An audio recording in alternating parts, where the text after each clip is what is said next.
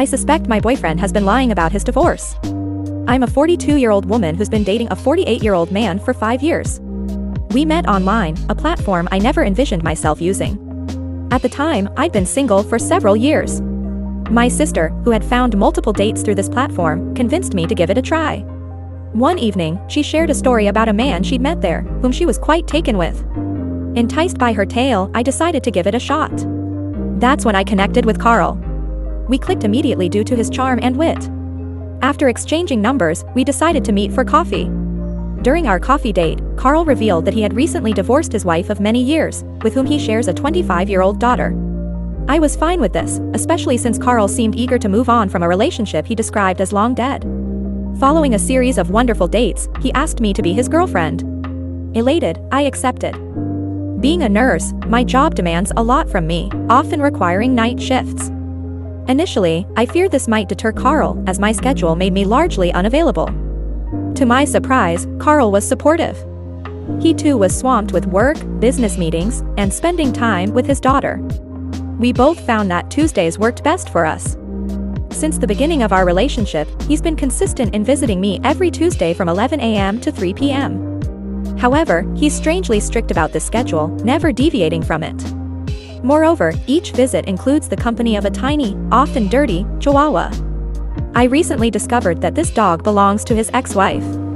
Carl's justification is his love for walking the dog, claiming they cover 10 miles daily. This, despite admitting he's too occupied to own a dog. This raised suspicions, especially since he calls me during his supposed dog walking hours, every Wednesday and Thursday, from 4 p.m. to 6:30 p.m., without fail. When my father passed away, Carl declined attending the funeral as it fell outside our agreed meeting time. This deeply hurt me. A year later, I was hospitalized for a serious illness. Once again, Carl was unavailable for support, adhering strictly to his Tuesday rule. The situation became even murkier during his daughter's wedding in Italy. The plan was for Carl and his ex-wife to travel together a few days prior, with me joining a day before the ceremony. To my shock, while they stayed in a lavish villa, I was allocated a converted barn in the villa's garden.